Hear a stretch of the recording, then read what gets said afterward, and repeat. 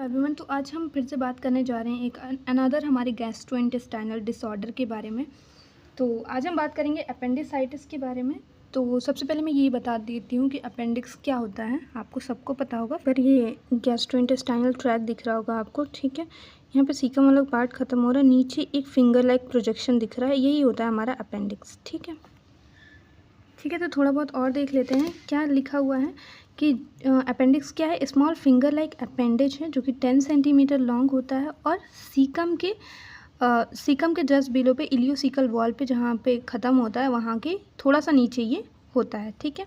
इसको vermiform appendix appendix भी कहते हैं क्योंकि ये वर्म के लाइक का दिखता है, छोटा सा, ठीक है। और ये एक वेस्टिजियल ऑर्गन कंसीडर किया गया है, इसका कोई मेन फंक्शन नहीं होता है, तो इसलिए हम वेस्टिजियल ऑर्गन कंसीडर करते हैं। अपेंडिसाइटिस क्या होता है, तो ये अगर इन्फ्लामेशन हो जाता है हमारे अपेंडिक्स वाले एरिया में, जो कि ओल्डर चिल्ड्रन में मोर कॉमन होता है, उसी को हम अपेंडिसाइटिस बोल देते हैं। डेफिनेशन की बात कर लेते हैं, तो सिंपल से डेफिनेशन है, अपेंडिसाइटिस क्या है, इन्फ्लामेशन है वर्मीफॉर्म अपेंडिक्स का, या फिर आप ये भी कह सकते हो कि अपेंडिक्स का इन्फ्लामेशन अपेंडिसाइटिस कहलाता है। मेन कॉजेज़ क्या हैं, तो फीकोलिथ पहला कॉज है, यानी कि हार्डनिंग ऑफ फीकस। अगर फीकल मैटर का हार्डनिंग हो गया है, फीकल मैटर जो है वो क्या हो गया, हार्ड हो गया और जाके ल्यूमन में डिपॉजिट हो गया है। अभी मैं दिखाऊंगी कैसे हो रहा है। या फिर लिम्फ नोड की हाइपरप्लेसिया हुई है, सेल ग्रोथ हुई है, न्यूप्लाज्म, अगर कोई ट्यूमर फॉर्मेशन हुआ है, या फिर कोई पैरासिटिक इन्फेक्शन है, जैसे कि ये सारे स्काइटोमास हो गए, पिनवॉर्म हो गया, ठीक है। इन सब अगर पैरासाइट्स का इन्फेक्शन हुआ है, या फिर कोई इंटेस्टाइनल वॉर्म का, बट ये इंटेस्टाइनल वॉर्म रियरली कॉज करते हैं हमारे अपेंडिसाइटिस को, लेकिन अगर मान लीजिए ऐसा भी कुछ हुआ है तो ये हमारा अपेंडिसाइटिस कॉज कर सकता है। बात कर लेते हैं पैथोफिजियोलॉजी की, तो बहुत इंपॉर्टेंट है, बहुत ध्यान से देखिएगा, बहुत ही ईजी तरह से समझ में आएगी आपको। अब देखो, हमारे 3 मेन कॉज हैं अपेंडिसाइटिस के। पहला हमारा फीकोलिथ बन रहा है, ठीक है, ऐसे लिख देती हूँ, फीकोलिथ यानी कि फीकल स्टोन, यानी कि इतना हार्ड हो गया कि एक स्टोन की तरह, तो ये आके फीकोलिथ यहाँ पे अटक गया, ठीक है। तो इसकी वजह से क्या होगा, ऑब्स्ट्रक्शन हो गया। ऑब्स्ट्रक्शन की वजह से क्या होगा, जो ल्यूमिनल प्रेशर होगा यहाँ का, इस वाले अपेंडिक्स वाले पार्ट का, वो इंक्रीज़ कर जाएगा क्योंकि लगातार यहाँ पे म्यूकस सिक्रीट हो रहा है, ठीक है। तो जब यहाँ पे प्रेशर इंक्रीज़ करेगा तो पेन होगा, जाहिर सी बात है। जहाँ यहाँ के बैक्टीरिया क्या होंगे, अंदर ही अंदर ग्रो करने लगेंगे, तो बैक्टीरिया भी इंक्रीज़ होगा along with the pressure. Same चीज़ यहाँ पे भी हो रही है, पर यहाँ पे ऑब्स्ट्रक्शन किस वजह से हो रहा है, लिम्फ नोड की वजह से। कोई इन्फेक्शन हो गया, यहाँ के लिम्फ नोड बड़े हो गए और धीरे धीरे इन्होंने ल्यूमन को ऑब्स्ट्रक्ट कर दिया, कॉन्स्ट्रिक्ट कर दिया, ठीक है। तो इससे क्या होगा कि यहाँ का प्रेशर इंक्रीज़ करेगा, ठीक है। इंक्रीज जब प्रेशर करता है तो जो आर्टरीज होती हैं, जो ब्लड सप्लाई कर रही होती हैं, वो कॉन्स्ट्रिक्ट हो जाती हैं, ठीक से ब्लड सप्लाई नहीं कर पाती हैं, यानी कि ऑक्सीजन की सप्लाई भी कम हो जाएगी। तो एनारोबिक बैक्टीरिया भी हमारे क्या करेंगे, इंक्रीज़ करेंगे। अब नियोप्लाज्म की बात कर लेते हैं, तो यानी कि कोई ट्यूमर फॉर्मेशन हो गया, ये ट्यूमर फॉर्मेशन हुआ और इन्होंने आके यहाँ पे ऑब्स्ट्रक्शन कर दिया, ट्यूमर की वजह से ऑब्स्ट्रक्शन हो गया। तो फिर से क्या होगा, प्रेशर इंक्रीज़ करेगा और बैक्टीरिया की ग्रोथ होगी। देख लेते हैं कि इन तीनों कंडीशन की वजह से और क्या क्या चीज़ें हो रही है। तो यहाँ पे देखो, सबसे पहले प्रेशर अगर इंक्रीज़ होगा तो हमारा अपेंडिक्स वाला पार्ट है वो स्ट्रेच होगा तो क्या होगा, हमें पेन होगा, ठीक है। फिर सेकेंड चीज़ क्या हो रही है, बैक्टीरियल कॉलोनाइजेशन हो रहा है, यानी कि बैक्टीरिया कॉलोनी करके ग्रोथ करेंगे, तो वहाँ पे इन्फ्लामेशन और इन्फेक्शन देखने के लिए मिलेगा, ठीक है। रेडनेस, स्वेलिंग, ये सारी चीज़ें हमें देखने के लिए मिलेंगी बैक्टीरियल कॉलोनाइजेशन अगर हो रहा है तो, ठीक। इटियोलॉजिकल फैक्टर की वजह से क्या हो रहा है, अपेंडिक्स के ल्यूमन का ऑब्स्ट्रक्शन हो रहा है, जो कि हमने पीछे भी देखा, जिसकी वजह से म्यूकस जो है अपेंडिक्स में वो धीरे धीरे इंक्रीज़ होने लग रहा है, बिल्डअप होने लग रहा है, क्योंकि उसको पास होने की जगह नहीं मिल रही है। पहले तो वो लार्ज इंटेस्टाइन के फर्स्ट पार्ट में छोड़ दे रहा था असेंडिंग वाले कोलोन में, लेकिन अब क्या हो रहा है, वहाँ पर ऑब्स्ट्रक्शन होने की वजह से ये म्यूकस इंक्रीज़ करने लग रहा है। फिर ये म्यूकस के इंक्रीज़ होने की वजह से ल्यूमिनल प्रेशर जो है हमारा वो बढ़ रहा है, ऑब्स्ट्रक्शन भी है, इसकी वजह से अल्सरेशन भी हो सकता है अपेंडिक्स की म्यूकस लाइनिंग में।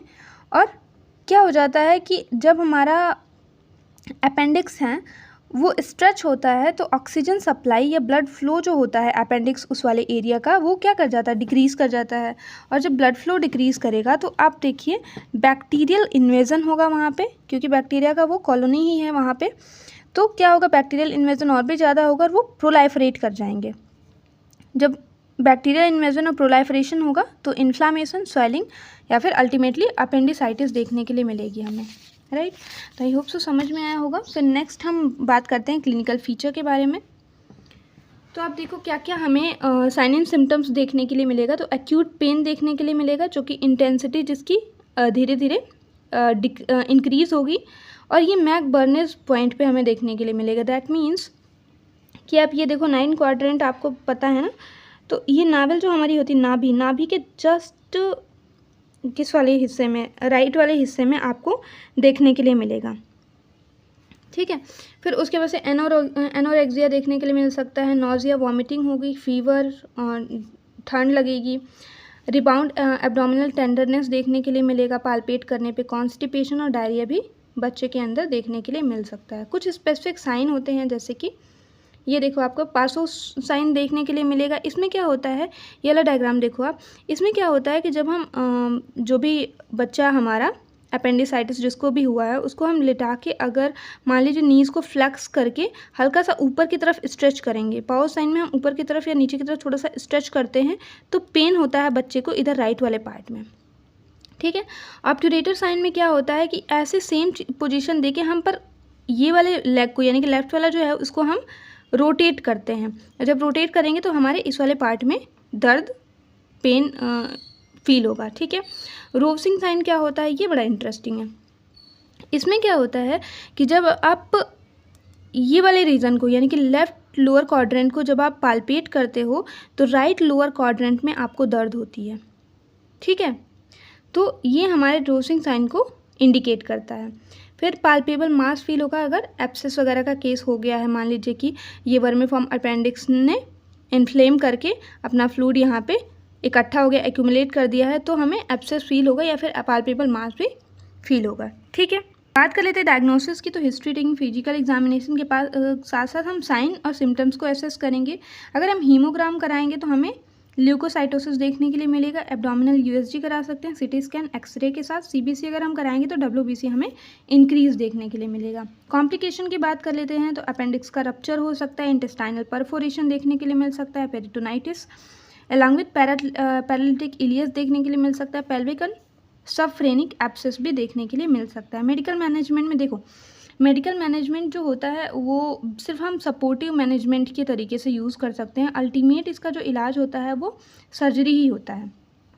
तो सपोर्टिव मैनेजमेंट के लिए आप आईवी फ्लूइड लगा सकते हैं, एंटीबायोटिक अगर आपको इन्फेक्शन लग रहा है कोई तो सेफ्ट्रिक्सोन, लीवोफ्लॉक्सासिन, मेट्रोनिडाजोल या एनाल्जेसिक के तौर पे मॉर्फिन आप दे सकते हो। सर्जिकल मैनेजमेंट में अपेंडिक्टॉमी करते हैं हम लोग, तो अपेंडिक्टॉमी हम लेप्रोस्कोप के थ्रू भी कर सकते हैं या फिर ओपन एब्डोमिनल सर्जरी भी कर सकते हैं, ठीक है।